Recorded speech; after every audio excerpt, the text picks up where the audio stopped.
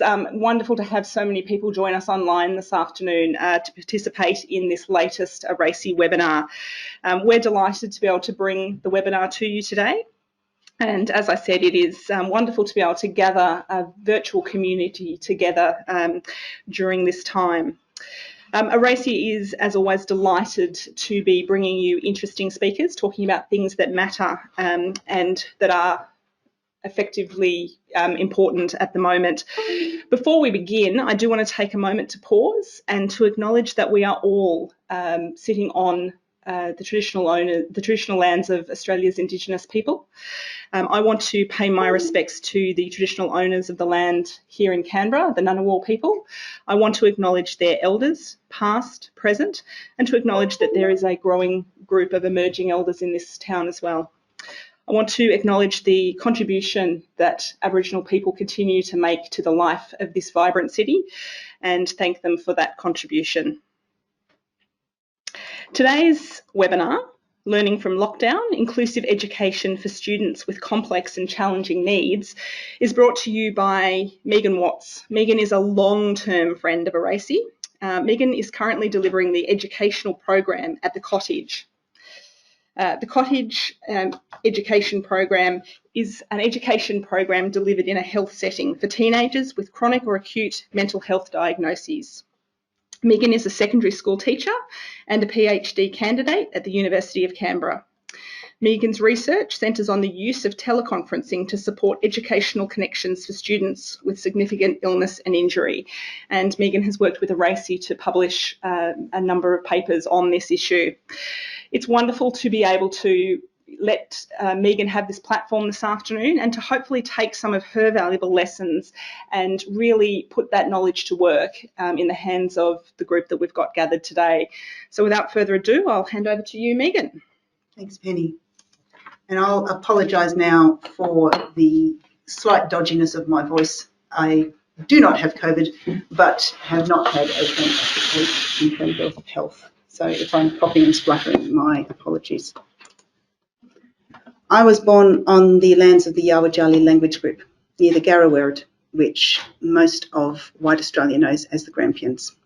And like Penny, I would like to acknowledge my indebtedness to the Aboriginal people of the country on which I was born and the country on which I live and work. As Penny said, my name's Megan.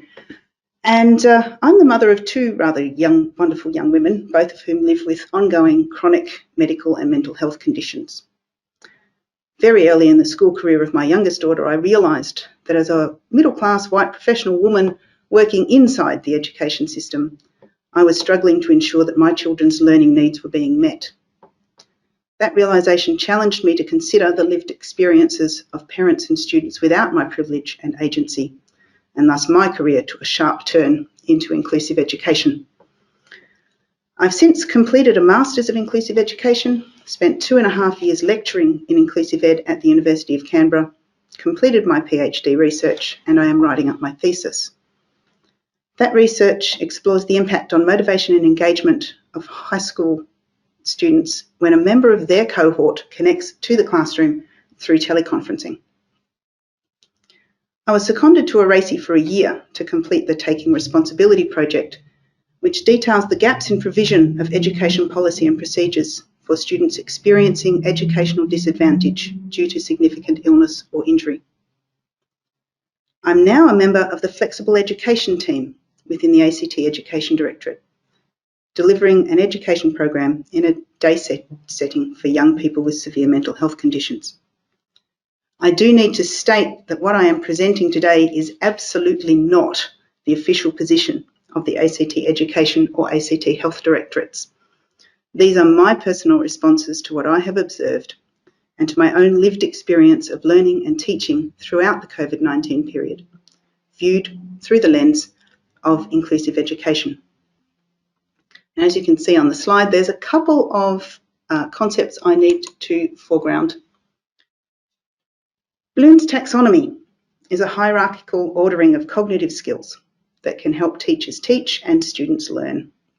I use the 2001 revision by Anderson and Crathwell, and you'll see the various levels of the taxonomy there on the screen. This is a COVID version of Maslow's hierarchy of needs. The hierarchy is a motivational theory in psychology comprising a 5-tier model of human need and is often displayed as hierarchical levels within a pyramid. Needs lower down the hierarchy must be satisfied before individuals can attend to needs higher up. From the bottom of the pyramid up, the needs are physiological, safety, love and belonging, esteem and self-esteem and self-actualization. Everything below self-actualization are deficit needs. When any given deficit need has been more or less met, we can address our attention towards the next unmet need. Individuals will fluctuate between the levels of the pyramid depending on their life experiences. Many of you are probably already making the connection, but let me make this obvious. We cannot expect self-actualization, expressed as deep and rigorous learning, from children and young people who are not safe and who are disconnected from their communities. This is particularly true for those children and young people whose schools are the places that meet basic physiological needs by providing meals, clean clothes, hot showers, and an escape from violent homes. This is the great challenge of education during COVID-19. This is what has kept educators around the country and the world awake at night. How do we meet our students' most basic needs so that we can bring them to the joy of building self-esteem and self-actualization through success in learning? My working definition of trauma is a shocking and emotionally overwhelming situation or experience. The Royal Australian College of General Practitioners suggests that across our lifetimes, approximately 2/3 of the Australian population will experience events that are potentially traumatic, and I suspect that this number needs rather dramatic revision in 2020. Working on the assumption that there are few, if any, Australian households that have not experienced potential trauma in the first 5 months of 2020, it's important that as educators we all have a good working knowledge of what trauma is and an understanding of how to be a trauma-informed practitioner. Symptoms resulting from trauma can directly impact on a student's ability to learn. Students might be distracted by intrusive thoughts about the event that prevent them from paying attention in class, studying, or doing well on a test. Exposure to trauma can lead to decreased IQ and reading ability. Some students might avoid going to school altogether. Exposure to violence and other traumatic events can disrupt children and young people's ability to relate to others and to successfully manage emotions. In the classroom setting, this can lead to poor behaviour, which can result in reduced instructional time, suspensions and expulsions. Long-term results of exposure to trauma include lower grades and reduced graduation rates, along with increased incidences of teen pregnancy, joblessness and poverty. Trauma-informed practice is a strengths-based framework which is founded on the core principles of safety, trustworthiness, choice, collaboration and empowerment, as well as respect for diversity. In my cohort of 10 students, 1/3 attempted suicide in the week after face-to-face schooling was discontinued. Being a trauma-informed practitioner means that I understand that they were not in a space to learn at that time. Right then, what I needed to do was keep them connected to the program and to education.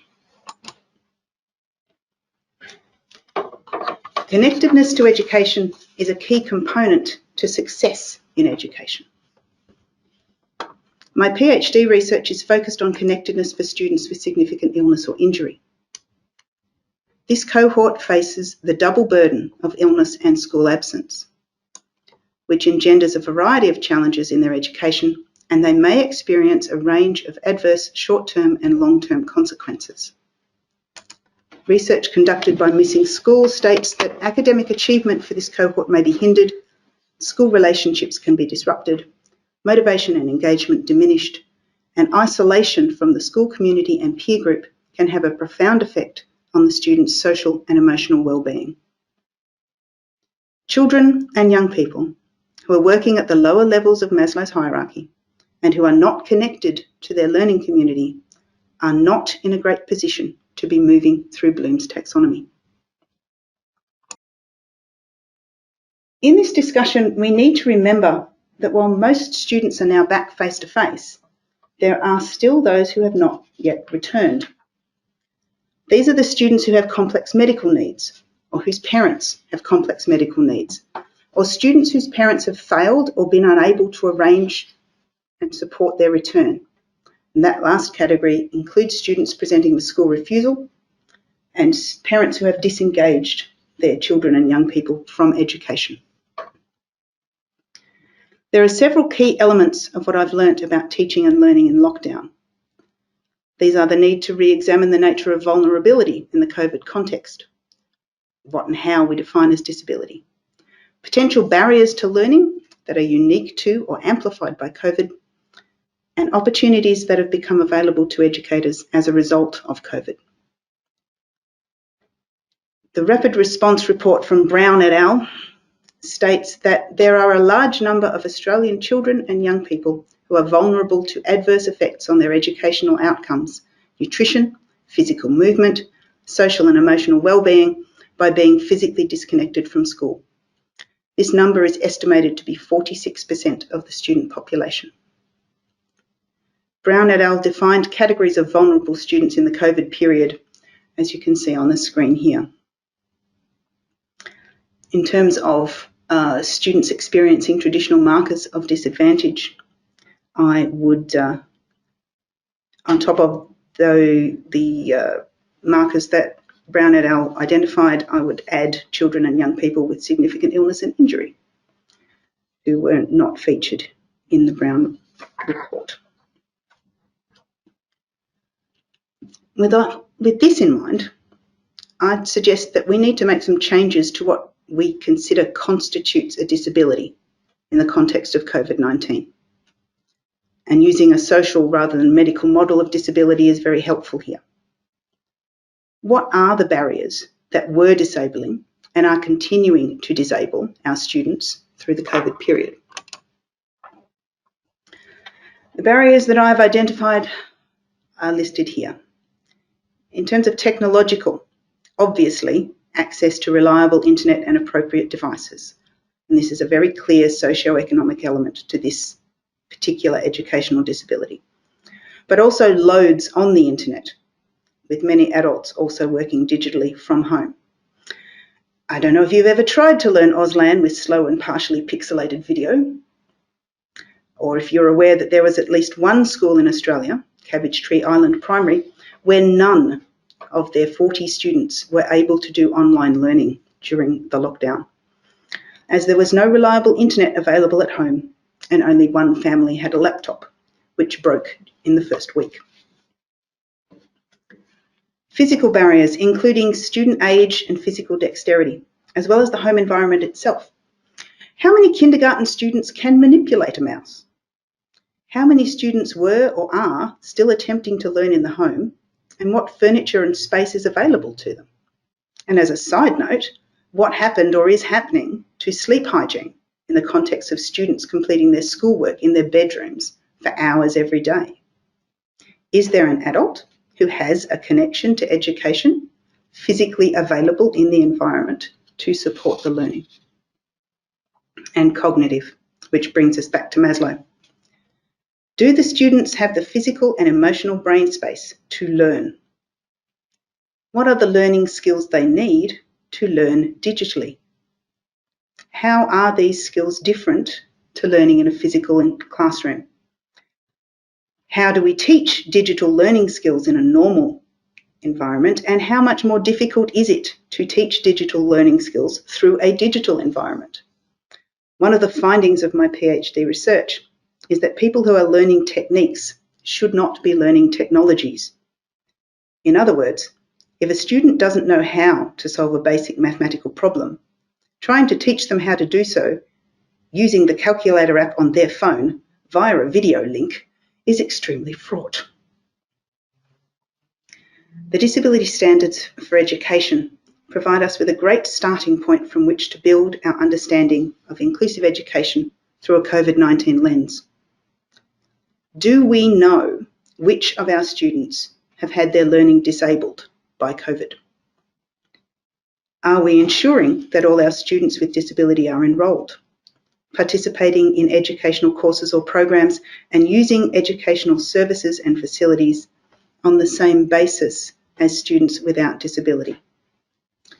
Are we providing reasonable adjustments and working collaboratively to ensure that all our students are included in education at this time?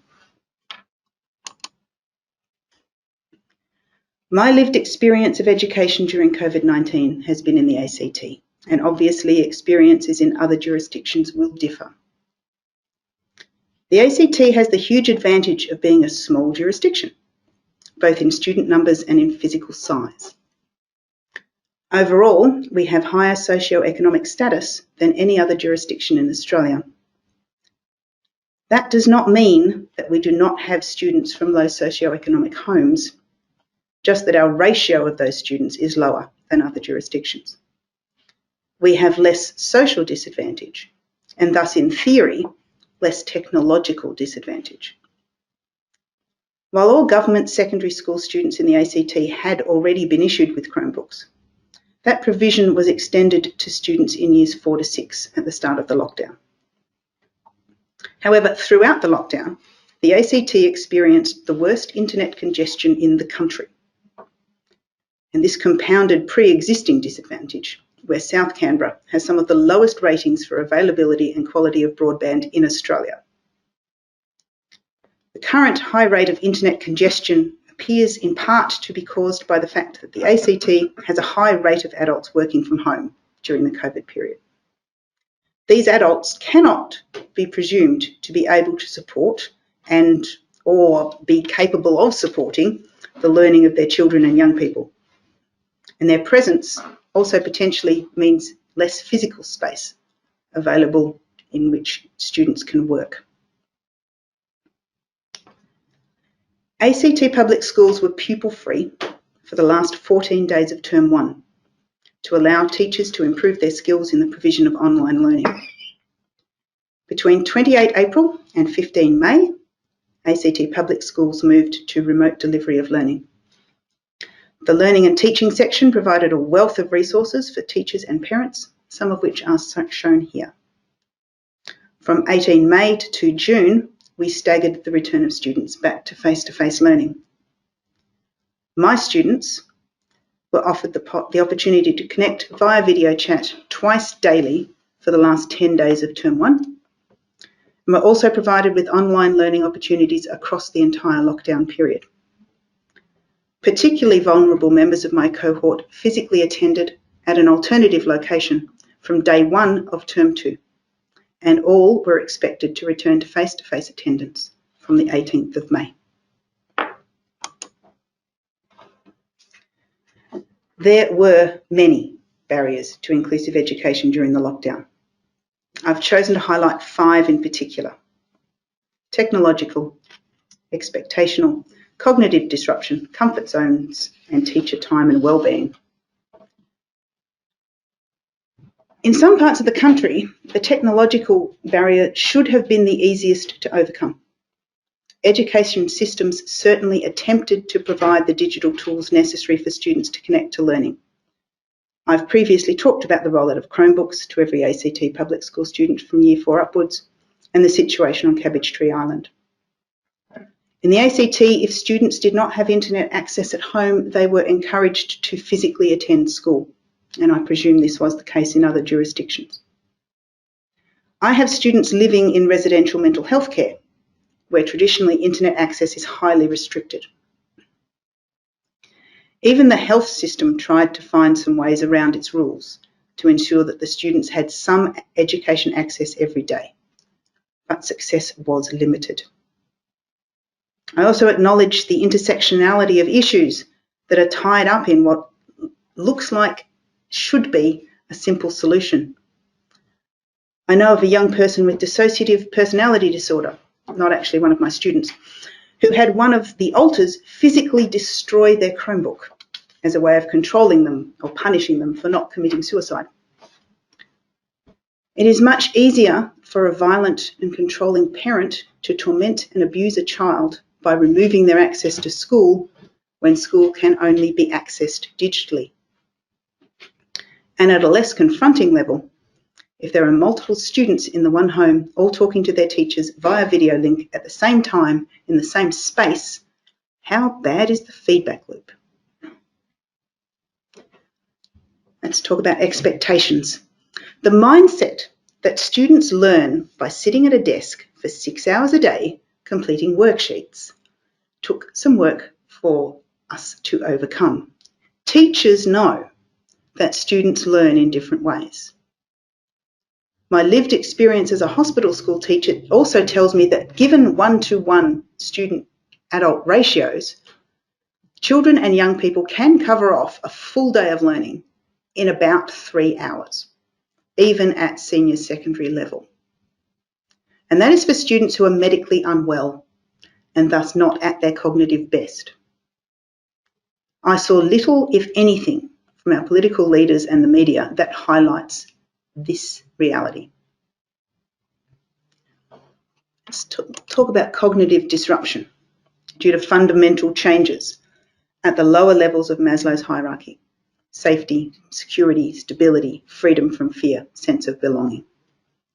I'm not confident that our Prime Minister or those people who expect students to sit at desks for hours every day are aware of the issues around executive function and cognitive capacity that are the lived reality of many children and young people attempting to learn at this time. The Facebook post that I've linked to sums this situation up well. Are we making reasonable adjustments for students experiencing executive dysfunction, memory loss, memory issues, especially short-term, a distorted sense of time, confusion and brain fog, sleeping too much or sleeping too little, dissociation, intrusive thoughts, inability to make decisions, auditory processing issues, or finding sounds and sensations more annoying and more intolerable than usual? Are we applying the principles of trauma-informed practice? Comfort zones, or falling back onto the old ways. A standard response to stress is to function in survival mode rather than memory mode. The average age of a teacher in Australia is 42. That means that most Australian teachers were in school in the 1980s and 1990s, when learning was vastly different to what it is now. If we are not careful and thoughtful about the learning opportunities that we prepare, we will fall back on the ways that we learned rather than use 21st century ways of learning. We also risk falling back to what is easiest rather than what is right. Are we remembering to use universal design in our preparation, making the learning accessible from the get-go rather than attempting to clamp on adjustments as an afterthought? And teacher time and well-being. For as long as I have been involved in education, whether as a consumer, a parent, or a teacher, the fact that there is just not enough time has always been a barrier to good inclusive practice. And now, teachers have been spending hours in online professional development around digital learning, as well as transferring physical teaching practice to digital teaching practice. I actually hold deep levels of concern for teachers' physical and emotional well-being during this. I know I looked up from creating a learning resource during lockdown to discover that I had been sitting and typing for 3 hours without moving from my chair. The last thing our students and education systems need is a plague of occupational overuse injuries in our educators.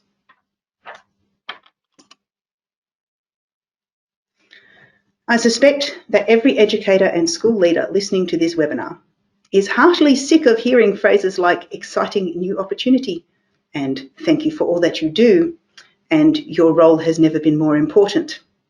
Particular thanks to the Prime Minister for that last one. Even though we are sick of them, there are some truths in these phrases. As an inclusive education specialist whose research is in using digital solutions to support student motivation for and engagement with learning, I strongly believe that we as teachers are uniquely placed and skilled for such a time as this. We can make education better and more inclusive through this time. And if or when Australia returns to normal, our schools and our students will be better off. As we look to the future of education post-COVID, we need to work smarter. We need to acknowledge and manage our own trauma. Every teacher I know grieved the physical separation from their students and the disorientation of working in an empty classroom. We're generally all physically back on our campuses, even if we can't safely physically collaborate with our colleagues, and that's also weird. And we also need to remember those students who are not yet back in the classroom. Bearing all of that in mind, let's dream big about what we could achieve in education in a post-COVID world. I'm hearing from teachers who believe that assessment and reporting is degenerating into a farce. We cannot use the work samples provided to us during the lockdown because we have no idea who completed the work. And that leaves us with something like a 5-week hole in our evidence of learning.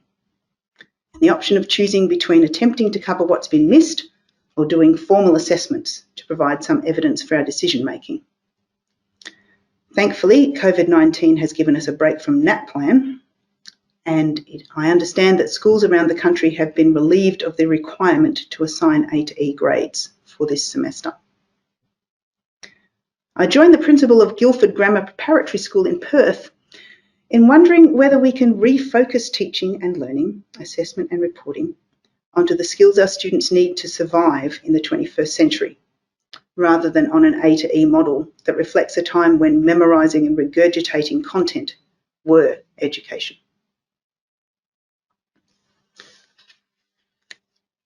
What are the 21st century learning skills that I believe are more relevant to education today than silos of subjects and A to E reports? Very briefly, these skills are the general capabilities of the Australian curriculum: literacy, numeracy, information and communication technologies, critical and creative thinking, personal and social capability, ethical understanding, and intercultural understanding. I suspect that primary schools are already much better at this than high schools.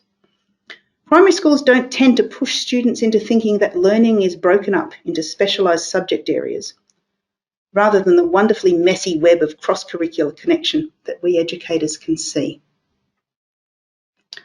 The best way that I know to encourage students to look at education through the lens of the general capabilities is through cross-curricular learning using essential questions. I will provide an example of cross-curricular work that I put up for my students during lockdown if folk want to send me an email.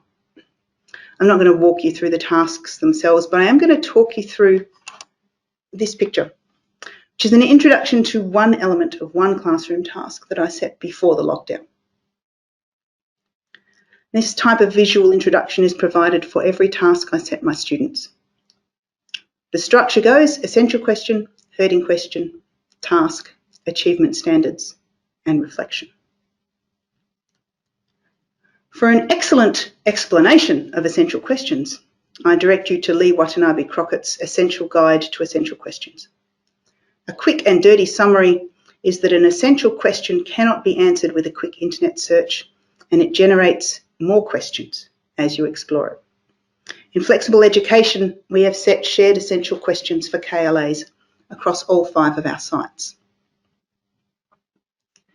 Herding questions are questions that can focus the direction of the exploration of the essential question, but still leave space for personalisation and exploration. The achievement standards are there because I like to ensure that my students know what they are being measured against. So I always link everything we do back to the curriculum. The achievement standards here come from visual arts and personal development, health and PE. Then there's the task and which is a short summary of a larger text that is up on the online learning environment. And then the reflection. Now, reflective questioning is a standard element of my practice. I know that not all teachers use this strategy, and I would suggest that if you do not do so, now is a really good time to start. We need our children and young people to know what they are learning, what skills they are developing, and how those skills can support them. It's here that we bring our students beyond deficit needs into the realm of self-esteem and self-actualisation and up the higher levels of Bloom's taxonomy. They need to analyse what they have done in order to learn from it. Creating something new without evaluating what you have done beforehand limits your opportunities for future learning. Having introduced the students to essential questions through rigorous, co-created cross-curricular learning opportunities, we can then help them move their learning further up the levels of Bloom's with a personal project. Project-based learning is a teaching method in which students learn by actively engaging in real-world and personally meaningful projects. There is no better time than now for our students to be investigating, analysing and evaluating their world. With our help, they can develop essential questions that guide that process and create items that reflect their learning and have the potential to transfer that learning onto others. Project-based learning is personalised learning and good inclusive practice in action. Fortuitously, it is also learning that can happen around parents' and carers' work commitments and does not always require constant access to the internet. So it's an ideal means of keeping students who are not yet back in the classroom connected to their learning. There are PBL sites and scaffolds all over the internet, so I'm not going to walk you through the process of setting up PBL for your students today. What I will do is give you some of the herding questions that are guiding my students' personal projects. My personal favourites are: why is change so hard? Does the 21st century need romanticism? And how does music change the world? I'm sure you can already imagine a range of ways that students can explore these questions in ways that incorporate English, HASS, science, maths, technologies, the arts, and PDHPE.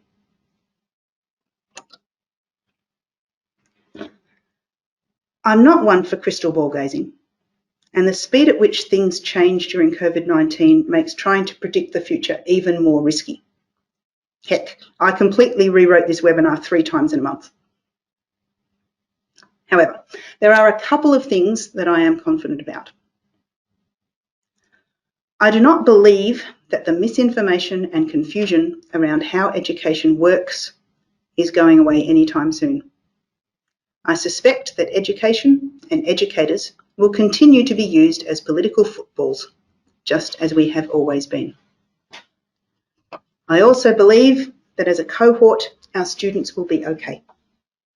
Research from the Christchurch earthquakes demonstrates no evidence for increased school disengagement or poorer academic performance by students as a consequence of the earthquakes. For the majority of our students, we will not see the levels of increase in illiteracy and decreases in engagement with higher education that resulted from the war in Bosnia-Herzegovina, because the period of absence and the associated trauma have not been as extensive. Our students will be okay, not because of any brilliant leadership or investment of funds in public education from our federal government. Our students will be okay because our state and territory political and educational leadership took the steps and spent the funds necessary to create an environment in which some learning could happen. It is up to us as teachers to ensure that from here on in, the environment is as inclusive as we can make it. If we can keep our learners connected to their teachers, their schools, and to their learning, we will have overcome the greatest hurdle of the period of isolation. We have the tools to minimise the impact of COVID-19 on vulnerable learners. We can provide the opportunities, but, as is always the case, we cannot force learning on our students. We can only invite them to join us.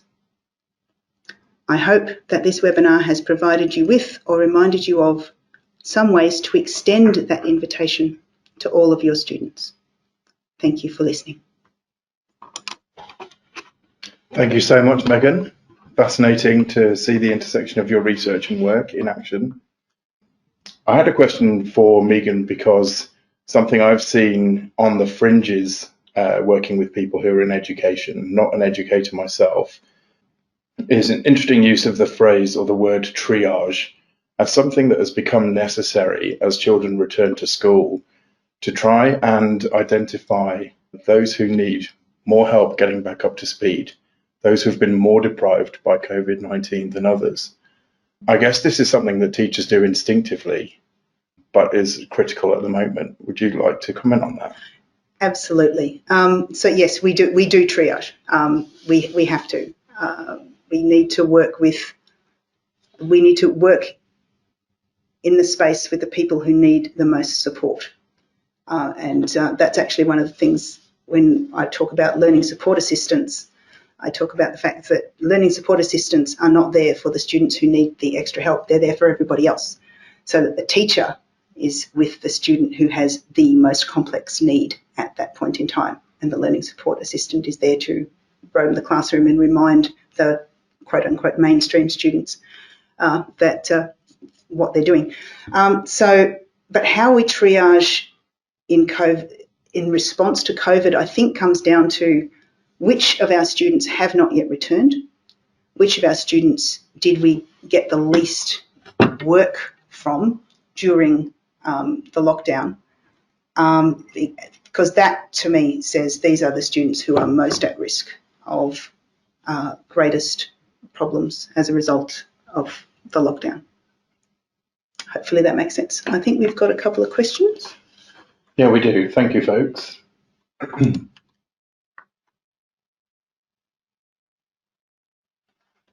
One from Caitlin. I work at a school for at-risk young people. It's grade 3 to 6. Most have trauma background. I've noticed that a key group has actually flourished in this time as social stuff has been removed. Yes, and that is one of the things I wondered about addressing in the webinar and didn't do it because I ran out of time. But yeah, there is a whole cohort of young people who've actually blossomed when learning from home because they're not being challenged by all of the social and emotional stuff that is happening in the classroom. So some students with autism, some students with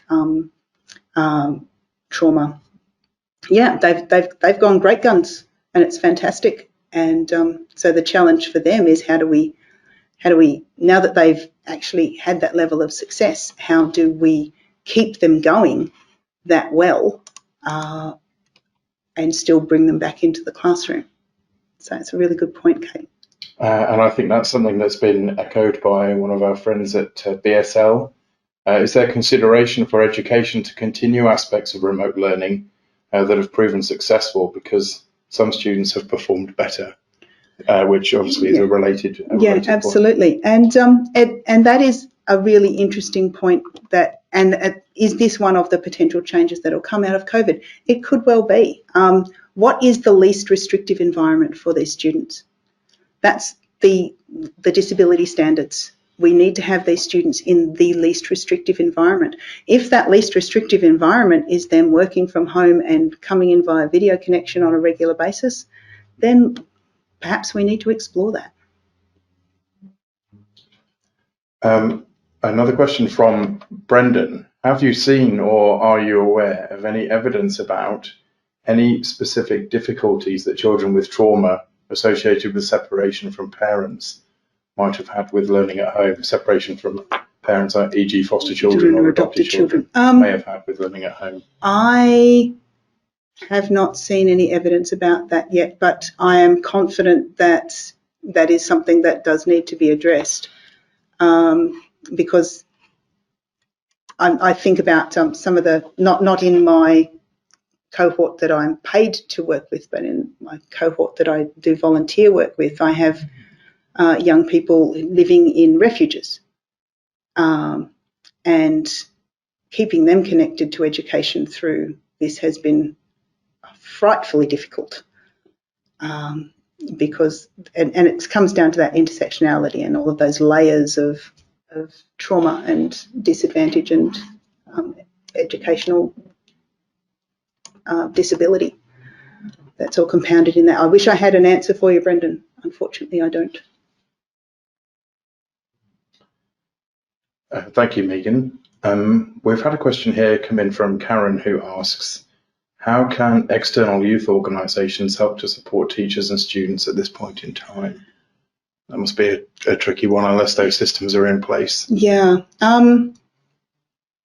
I know some of the external youth organisations have done stuff like looked at transport and resources. So in the ACT, yes, in the government system, all of the students above Year 4 were provided with Chromebooks.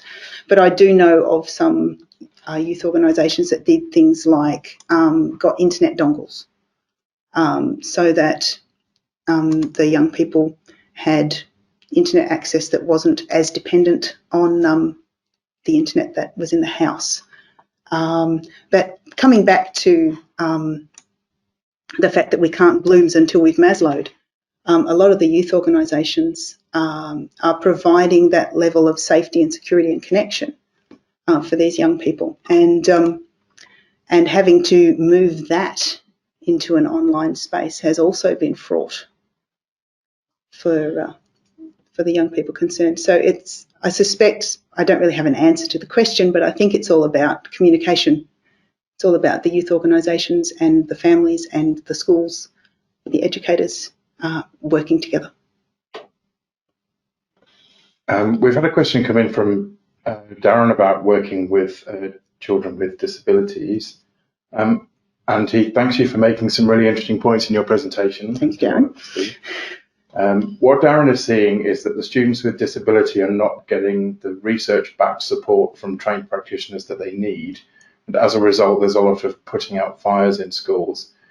Did your findings look at this or add to this understanding or find solutions to it beyond what we already know, i.e., what can teachers do when their students are not getting targeted support? What are the viable alternatives to putting out poor behaviour fires? Oh, wow. That's I guess that addresses wider well-being issues and holistic support. That's a thesis in and of itself. I did note through COVID that there was a lot of conversation about students with disability who were getting even like their supports did not transfer across to the home environment. Yeah. And so that cohort had those parents, those students had immense challenges, and there were major behavioural issues as a result. I'm sure everybody can imagine that being having a young person with severe autism who needs their routines and all of the rest of it, that COVID was literally living hell for them. So no, I don't have an answer for that one, unfortunately. And I think a related question from Brent, there's often an assumption that students will return to school with disrupted behaviours simply because they've been learning from home. I don't think that's a reasonable assumption. There will be students who have disrupted behaviours. I'm thinking particularly, say, of the kindergarten students and the young people whose connection to school was never strong. Yes, that cohort may well come back with disrupted behaviours. Kindergarten had no time to develop a strong sense of connection with school and with the behaviours that are necessary at school. My daughter is a kindergarten teacher and she's still having to remind them not to lick the doors, let alone lick each other during COVID. So that's a challenge in and of itself. But I suspect there's an awful lot of students on the other side of the equation who are in fact desperately glad to be back. And I suspect from the news. I suspect we will find some increases in behaviour that needs managing over here, and some decreases in behaviour that needs managing over here. So I reckon we'll probably get pretty close to balancing out. I know the cohort you work with is often children with a mental health diagnosis. Yeah. But Kelly asks, have you had any evidence about how students and families from refugee backgrounds engaged in education during the remote learning period? I don't have any evidence at all on this, and it is one of the areas that does concern me, because if we go back to that the rapid response report with the students who were at risk, the refugee students fall into multiple of those categories.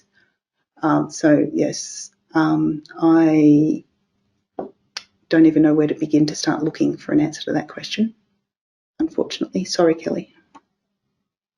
Oh, I can understand there's lots of different cohorts out there. There are. I can only imagine how many have slipped through the net with the technological and other pressures placed on families. Mm-hmm. So that one. Let's see if we can answer some more questions before we draw to a close today. From Sal, what are key strategies that parents, teachers and schools can use to help students re-engage with school after a break? And this maybe ties into something that ARACY has been talking about recently with its parent engagement project. Absolutely. And it ties in very much with my PhD findings as well. Communication is absolutely and fundamentally communication and relationship. If we have those two things working well, then we are streets ahead. Parents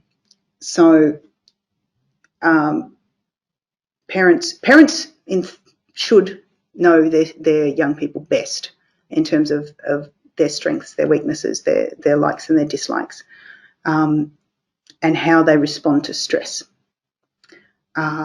So teachers need parents to let us know what happened during lockdown.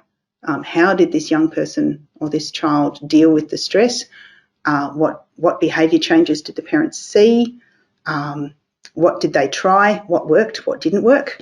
And that will give the teachers a whole pile of resources to sit down with the young people and work through how to reconnect these young people successfully. And again, as I said, for the folk that are keen to come back, who've missed their friends, who've missed the setting, we don't need to worry about those ones. It's the young ones who didn't have that strong sense of connection. So we need to build that sense of connection if it's not there. Yeah, indeed. And that's something obviously that parent engagement proponents have been pushing for a long time, but now more than ever, we need to learn how to improve things, I guess. The relationship is the vehicle from which that's right. Improvements can be made. That's right. And so teachers and families working together and keeping each other in the loop is incredibly important. And when we make this available, this recording available next week, we're also going to be making another webinar available, and that does discuss some strategies for teachers to engage with parents and learn from their experiences of lockdown from the parents' lens. Which will be absolutely brilliant. I'll look forward to that one. I'd like to bring the webinar to a close at that point. We've reached the limit of our time, and Megan, I'd like to thank you very much for your expertise today, for delivering this webinar to such an engaged audience. And I'd like to thank you, our audience, for your questions. A few of you have asked whether the slides will be available. Absolutely, yes, we will make the slides available, and the recording of the webinar on the same page on the ARACY website. And I'll also take these links from Megan's slideshow, and I'll place those on the website too, just so that you don't have to dive straight to the last page of the PDF if you want those links as well.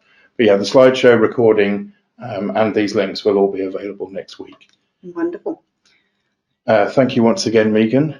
Thank you very much, Dale. Thank you all for attending. Everybody out there, thanks so much for being engaged, folks.